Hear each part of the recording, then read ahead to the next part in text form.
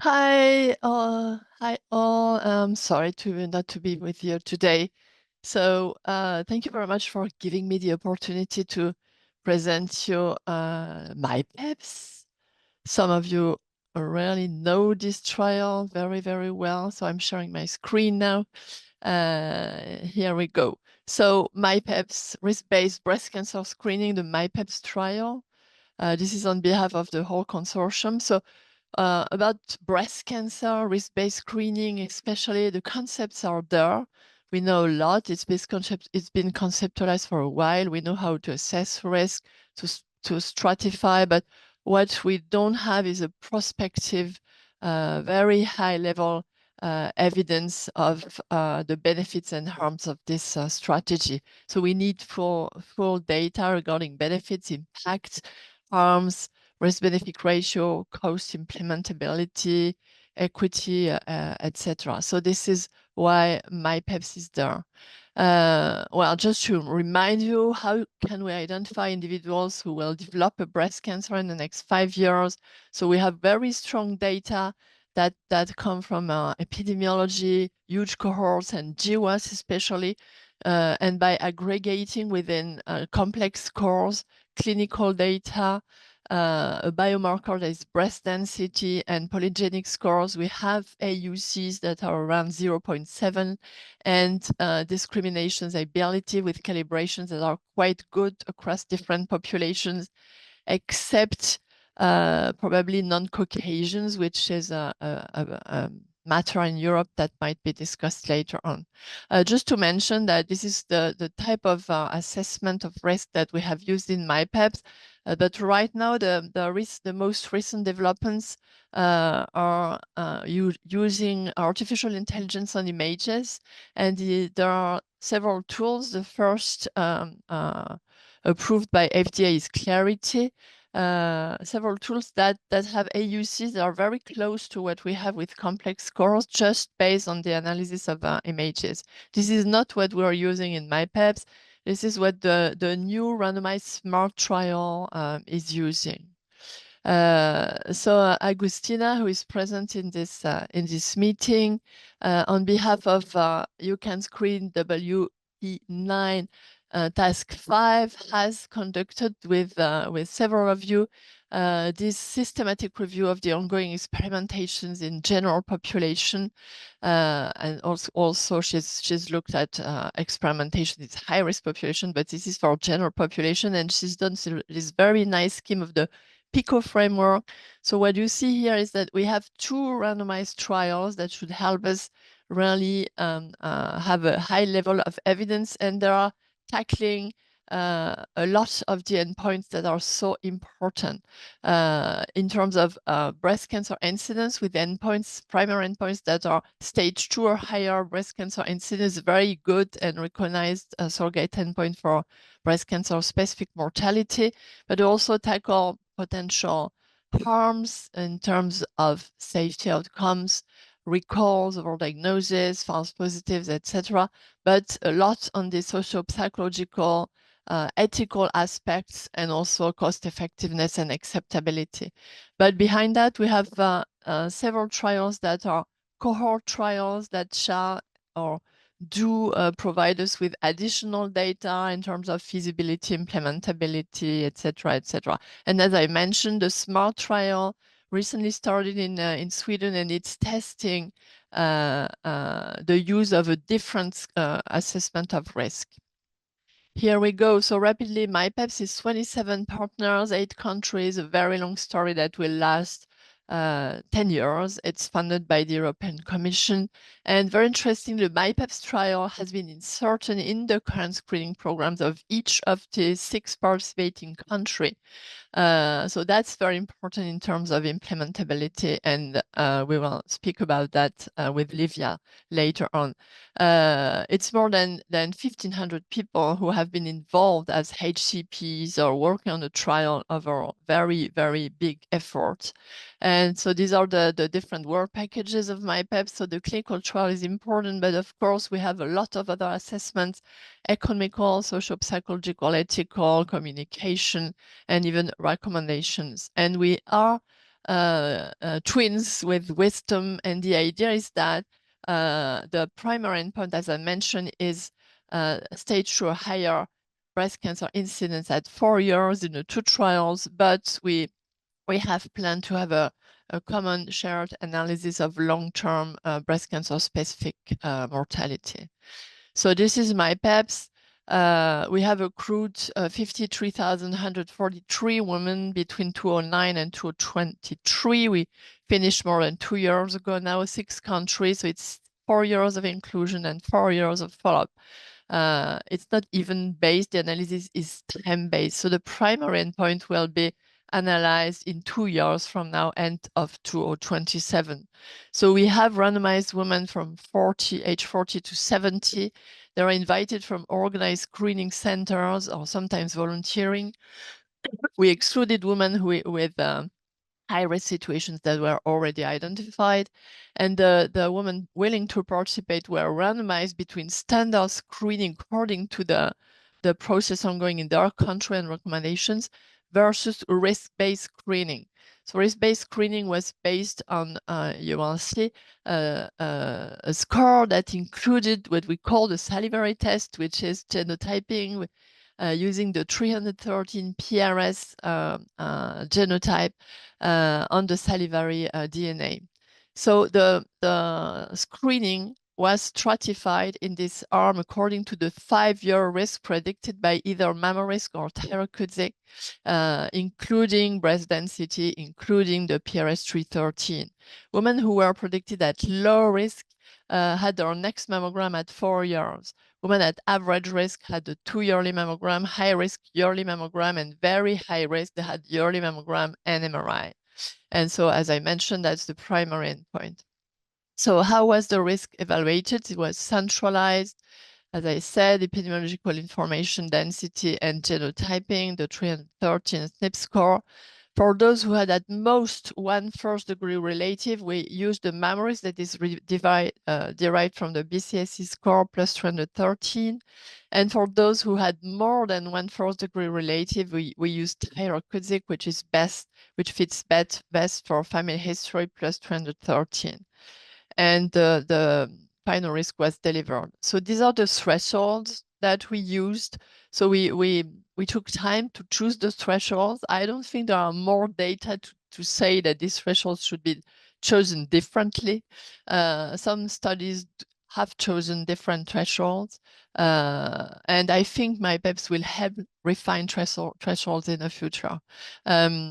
The thresholds were fixed. It was not age-based, so this is something that might be discussed on the long term as well. So low risk defined as less than 1% risk of invasive breast cancer at 5 years. Average is 1 to 1.6 T7. High is more than 1.6 T7 to 6, and very high is more than 6, which is it's really comparable to BRCA carriers, for instance. And this was our reference for the different risk situation. Okay, a message is that short-term delivery of PRS 313 was very feasible. We had a centralized facility in France for all the 6 countries. The mean turnaround time was 7 weeks. It was purely academic. Well, of course, we had the COVID effect, as you can imagine, with salivary samples. But on the full samples received, 7 weeks and very high level of success of the genotyping. So this is the randomization by stratification factors in the 2 arms. The countries, Italy was the most represented. Then we had France, UK, Israel was very active, Spain and Belgium. This is the age. We had 23% of women less than 50. Of course, this is hugely important to have this population. Previous mammogram, it's 5%. No, and 95% almost yes, of course, as you can imagine. So this is the distribution of the complete risk score on the risk categories. And very fortunately, it was as expected, very close to our assumptions and expectations. So we had around 1/3 So at 37% of low risk, 34% of high or very high, and 29% average. So quite in line with what we expected. And if we look at the median score of risk in the low risk category, is 0.67% risk at 5 years, average is 1.28, high risk is 2.39, and very high is 7% at 5 years. And this is the distribution of the risk by age, the percentage of women at different risk categories by age, and of course it's different. And participants age 60 plus are more had more high-risk situations as expected. But for the participants less than 50, we had almost 50% who were considered at low risk and were not deemed to have a mammogram until 4 years within the trial. So these are the timelines. We are here right now in the follow-up period, very active in preparing MyPebs results and implementation and working on exploratory questions. And so we shall have the primary endpoint results end of 27. Secondary endpoints are currently being published on different aspects, especially socio-psychological aspects. So these are the planned outcomes.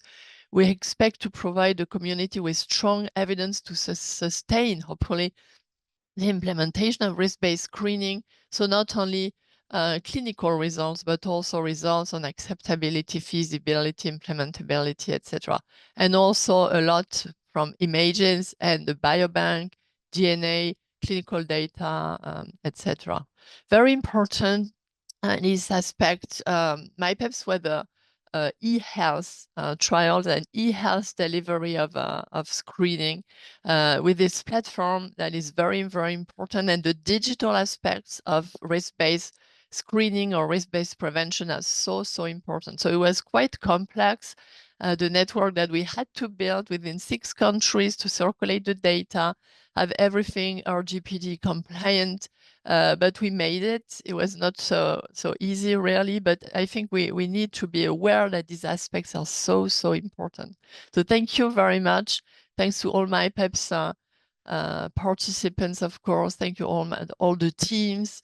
It's really an amazing project, this MyPebs, and thank to you all. Have a great time today, and really sorry not to be with you.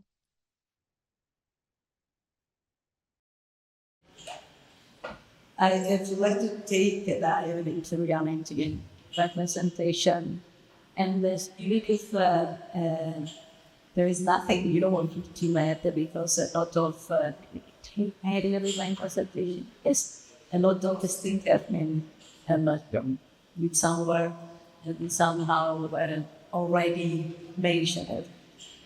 And as you can see from the face of these women, the matter is not simple. And yet the people, yeah, thank you. And I think that we have to face with a different scenario, simplicity, what we are still doing now. Age-based screening is, let's say, easy to implement because the data population is very clear from one age to another age group. And risk-based screening is something more complex, as we have seen during the first morning presentation, and it can confuse both providers and the public. Okay, I skip all these slides on MyPebs because Suzette already explained the protocol of the study, but just remember you that the personal risk score we collected in MyPebs, and so I will try to share my experience also in MyPebs on how it's not so easy to translate a protocol in the daily life of the screening program. So we collect, of course, information about women age, family history of cancer, a lot of information about previous breast lesions, also information about hormone therapies, the breast density, of course, and also the genetic polymorphism through a saliva sample.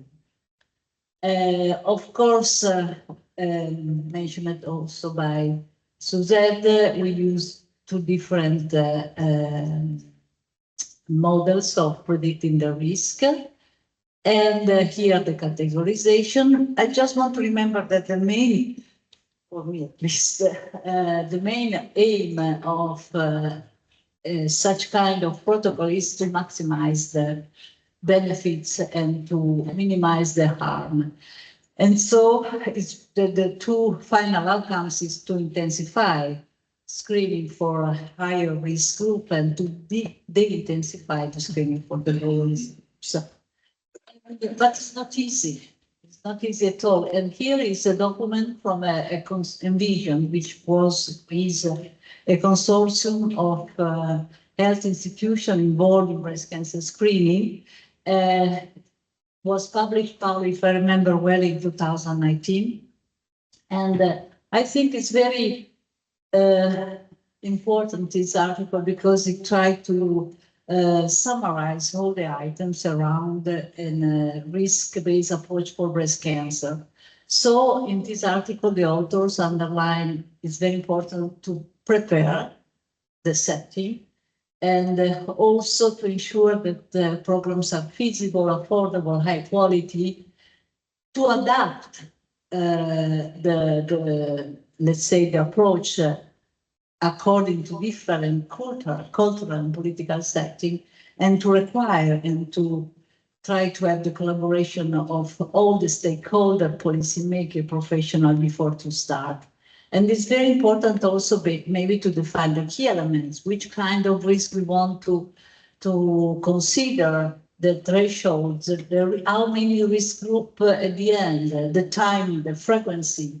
And also we have enough resources in order to start with this approach, which is the characteristic of my health context and what are the main important societal values. And so we have to involve, as already underlined this morning, also the participants, the citizens, in order to have their feelings about this kind of approach. And all these factors, we have to be aware that they interact dynamically, and it would be better to have a holistic approach. I have tried to find the 7th step of a risk-based approach, what we have to do or to consider. And I think, again, nothing new under the sun, but infrastructure and data requirement is a key element, very important factor that we have to consider, because we start from an age-based screening where we need minimal demographic databases and the core record systems. And we would like to shift in a very high complex information systems that should be also secure and able to give us a multidimensional risk profile.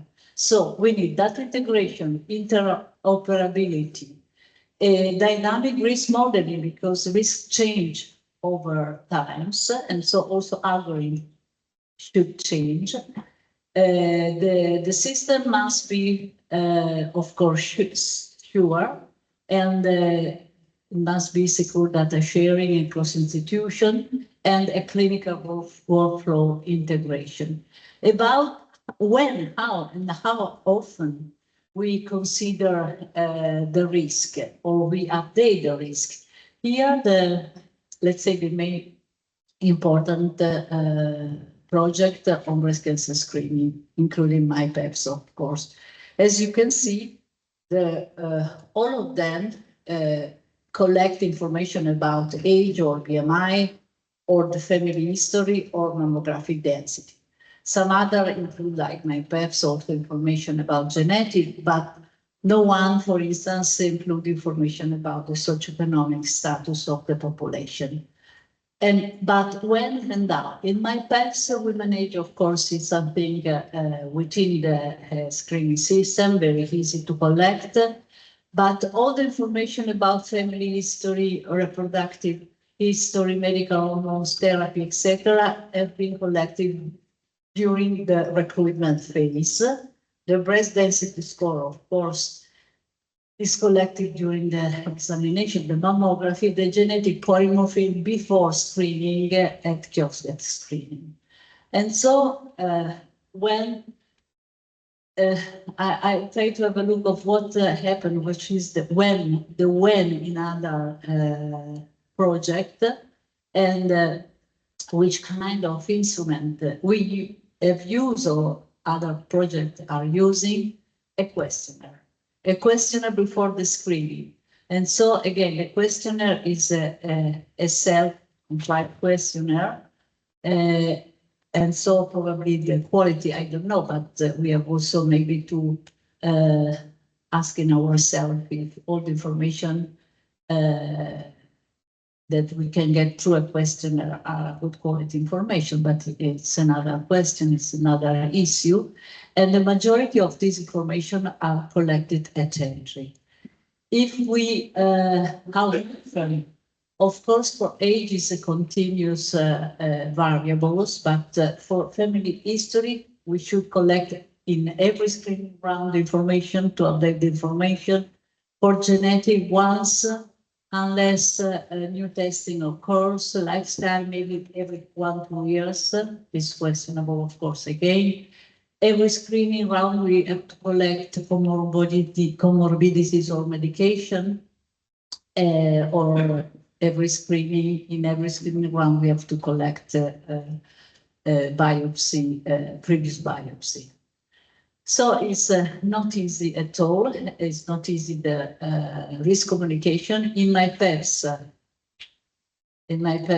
you cannot read here, but trust me, low risk has been communicated personally, and also the high and very high risk has been communicated face to face. Only the moderate risk has been communicated through a letter. In the majority of the center involved in MyPebs, you can see here again that the majority of the 6 centers involved in MyPebs communicate the risk mainly for low and high and very high risk group during a face-to-face communication. Here, the situation in Torino, that is very similar to the situation, the overall figure presented by Suzette. And as you can see, more than 43% of people belong to the high and very high risk, and 25% in the low risk group. So that means that they receive a face-to-face communication. And so my question is, if this distribution is maintained in the general population, are we able to provide this kind of personal communication to all the population, all these percentages of our population? The answer is certainly not. It's not possible. It depends how many algorithms, how many risk factors we include in our risk-based approach. So another question is, we have to maybe to experiment to do something about more efficient communication, new strategy, engaging general practitioner, maybe patient association and wider healthcare workforce. Because it's not, I think, it's a key element on how to communicate the risk. About training, of course, it's very clear that we need a healthcare professional to be competent on the risk certification. They must have a clear understanding of the rationale of our approach, and also to have a risk communication skill, which is not easy at all. And probably the best would be to integrate across the continuum of training of healthcare professional also this kind of arguments. And so, for instance, I skipped this slide because it's just to underline how probably if we are not able to explain the probabilistic risk of our approach, we can have a misinterpretation, mistrust, poor screening update, etc., etc. And so on how we will communicate the risk, I think that it's very, very important to reserve some further discussion and consideration, because it's a very important task. Also, if we will choose to communicate by lecture, it's not easy, because again, lecture probably from an organizational point of view is an easier approach, but again, the complexity of this information is not easy to be included. All this information in a lecture, it depends on health, literacy and numeracy of our community. It depends also about there are some logistical also and operational barriers, but this is the way we are using to communicate in our screening program. And probably this approach is we are more used to use this kind of approach. Workflow complexity is clear, because the approach is very complex from a logistical, communication, equity point of view, and also data system collation. And what about acceptability? About the ethical, legal, and social implication, we have already had a speech this morning, very interesting. It's an important issue. What I realized that would be also important, not only to have an informed consent on this kind of approach, but also people can refuse to have a tailored approach. And so we have also to, let's say, include in our mind the opportunity to offer something else to women, people who do not accept our intervention. Acceptability seems to be very high. These are some studies on these issues. It seems that the majority of health professionals agree on this approach, and also the general public. There are some concern about, as already mentioned this morning, about the low-risk groups. It's not so easy to, let's say, to explain. People have to wait for 4 years, let's say, for breast cancer, etc. Here are some examples from MyPebs. Again, here, what emerges is that there is a positive attitude towards a personalized approach, even if the health professionals involved in these interviews underline the need of training, the need of confidence in risk-based approaches, and concern about the complexity of this approach. Here, another study in MyPebs, again, also involving public, general public, and again, also from the women, the majority of them, let's say, are confident in this new approach. Monitoring and evaluation, again, is not an easy task, because we must be prepared to monitor a pathway that is more complex compared to the pathways we are using now. And so what to conclude? That risk-based screening represents a real step forward in making screening smarter and more personalized, but the real test lies in implementation, in my opinion. And so we have to consider different aspects of this approach. The science of risk stratification is moving fast, very fast, but its success depends on how well we design, implement, and evaluate in the future. So at the end, in my opinion, the challenge is no longer whether we can certify risk, it's whether we can implement this approach safely, equitably, and sustainably. Thank you.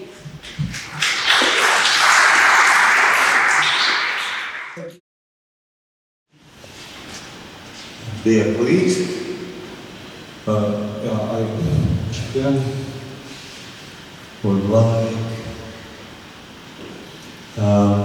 to present some personalized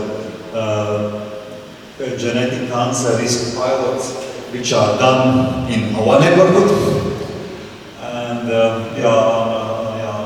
focusing on hereditary breast and ovarian cancer risk, and I will mention our Latvian pilot, also them two from our best Nordic neighbors, Estonia, and also there will be one study from Finland. But at the beginning I will afford to give a small introduction, not because you are not aware of information which I will give you, but which gives very important context why we decided to make or design our pilot. And so we have in Latvia BRCA registry with more than 900 BRCA carriers. Of course, it's not a very huge number, but it's something to have some real data, and with some 20-year follow-up. And what we have learned from this cohort. And we find out that testing consecutive breast and ovarian cancer cases, there are at least 6% of BRCA positive cases in consecutive breast cancer population, and there is 17% BRCA positive ovarian cancer cases. So basically general numbers, nothing very outstanding, but if we translate it into our population, then it means that we get around 10,000 carriers in different age groups, which corresponds to 1% of all women, which we have right now in our country.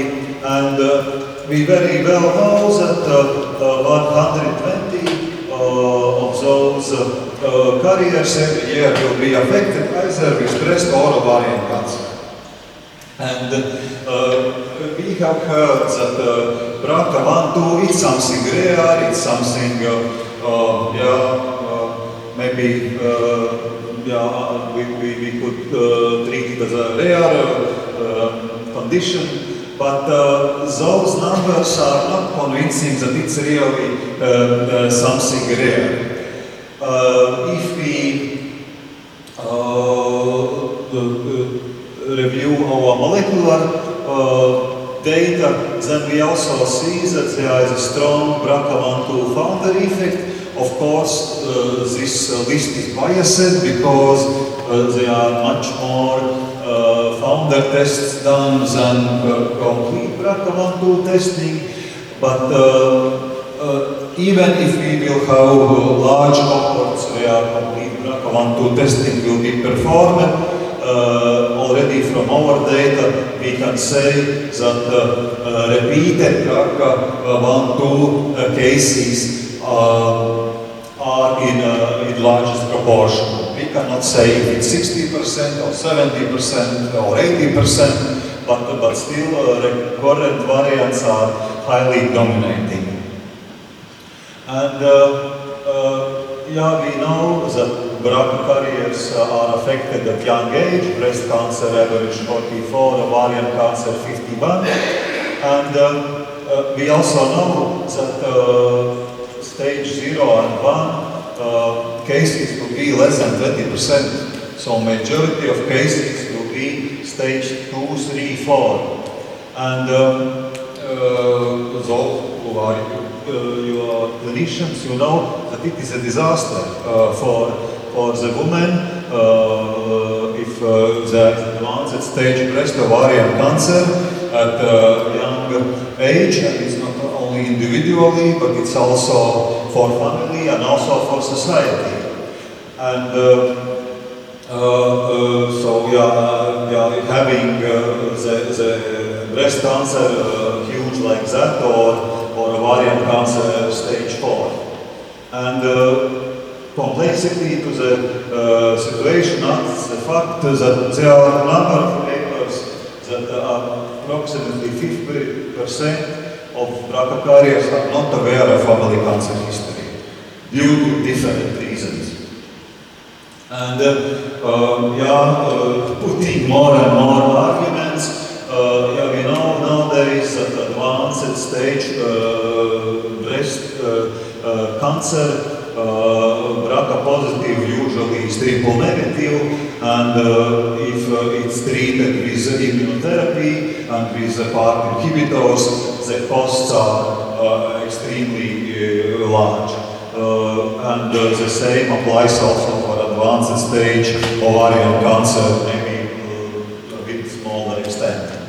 And if we calculate also indirect costs, like sick leaves and disabilities and so on and so on, so this impact is really huge. And at the same time, we know that BRCA1/2 testing costs around 150 euros, plus minus in different hands. And we also know that effective screening and risk reduction measures are in place.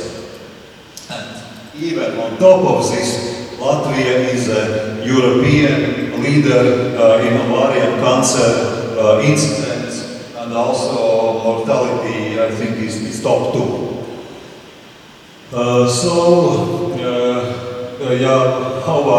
Our paradigm, our thinking is completely in line with what Professor Marie Claire King said, that to identify woman as a BRCA carrier only after she develops cancer is a failure of cancer prevention. And it's difficult to object or to oppose. And so we decided to launch a pilot addressing this issue, and we are very happy that we have partners, not only our university, Riga University, but also a private company, Lindex, which is well known across Europe, also IT startup Organised, and also private laboratory network. And study design is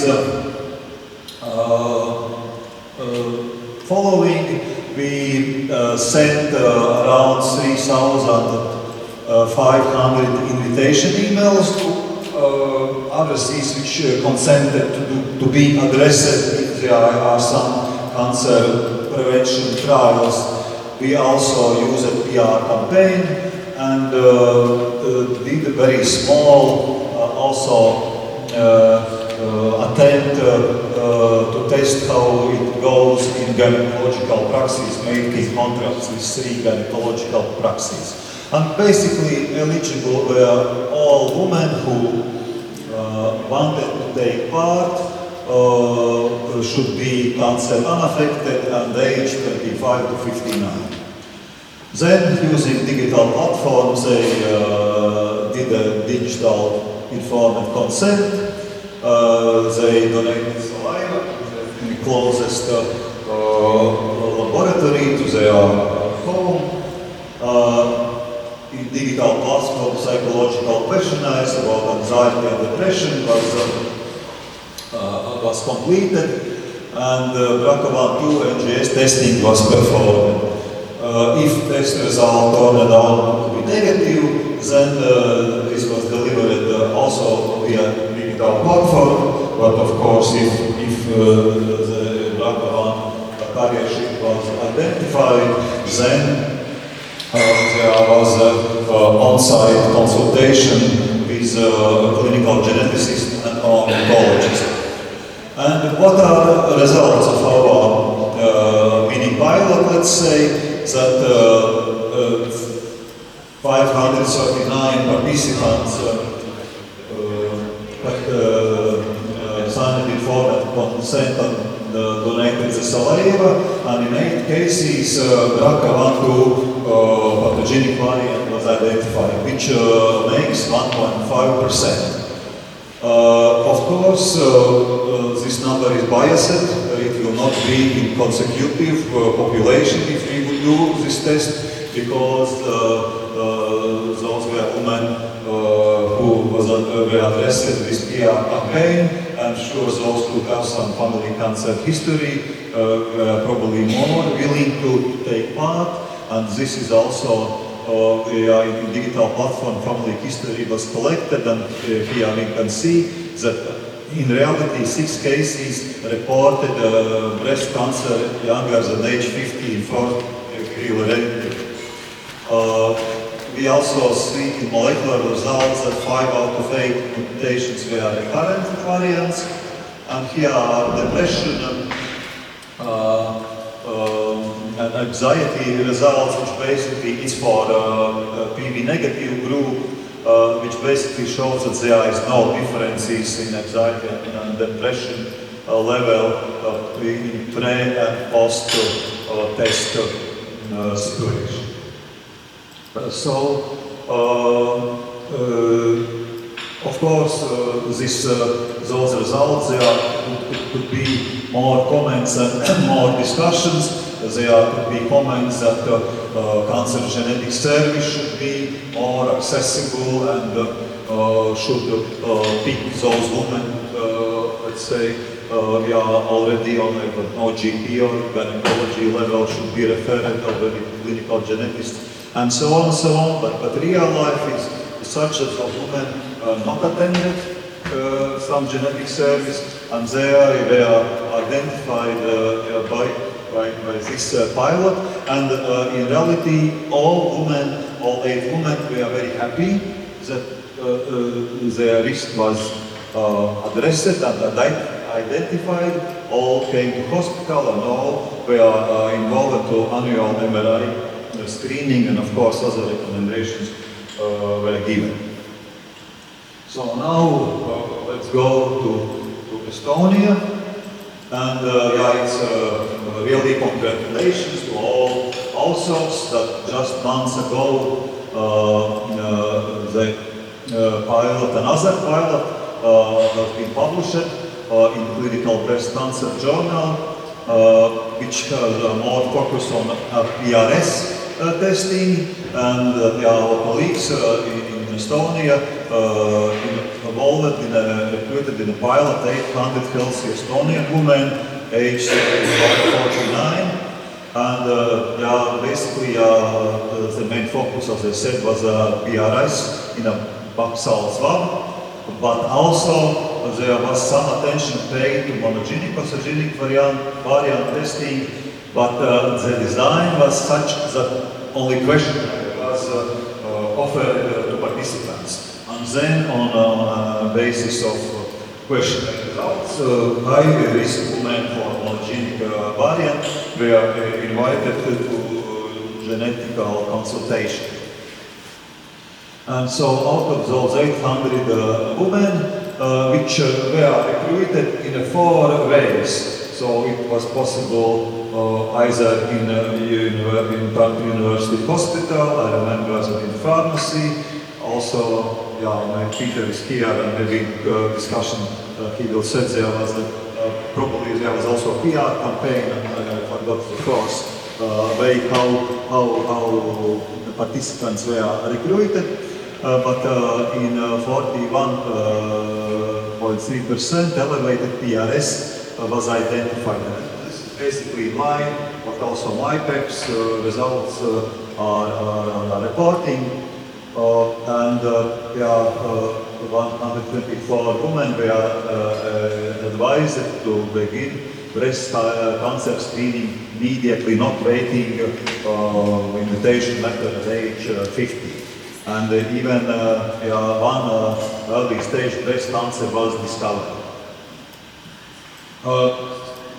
In this monogenic pathogenic variant testing line, 82 women were referred to the monogenic variant testing, and in 4 cases some kind of pathogenic variant was identified, but it's important to mention that no BRCA1 or 2 variant was identified. So it is a bit strange that from 800 cases, not a single one, which probably can show some, let's say, a problem with this questionnaire approach, that some BRCA cases probably are missing in those 800 women. And there are some statements and conclusions from authors that, what I already said, that I think the one was precancerous case and one was in situ cancer was detected in a symptomatic woman who did not have any family cancer indications for early screening. And that, the right project, it was how the name is for that Estonian pilot, is the first to demonstrate in real world setting a fully digital personalized breast cancer screening service model with home-based DNA sampling and ERS testing results reported online. So I think that this basically is very important aspect, that PRS test, it was possible that the patient just took the test, I don't know, from pharmacy, and then went home to take a basal swab and put it in envelope and send back to the study person. Then the third pilot is also from Estonia, and this is what maybe we can call it a retrospective approach, because majority may know that there are huge Estonian biobank with 200,000 participants collected and genotyped during last 20 years. And of course, a lot of also high, let's say, monogenic pathogenic variants for peptide breast cancer have been identified in that cohort. And here is the report from 2022 that 180 monogenic variant carriers were recontacted from the Estonian biobank data to inform them about the high genetic cancer risk and to involve them in some surveillance or risk reduction programs. And 11 breast cancer related genes were selected. I think that this is a very good result reported, that out of 180 cases, it was possible to connect, and that 100 persons, individuals, came to the hospital for the risk assessment. But and I think that it's only normal that another 80, or let's say some 40% of cases is impossible to reconnect, because this biobank has been collected in a time frame of 20 years, and a lot of changes in contact information, addresses, and so on are in place, and of course it's difficult to await higher response rate.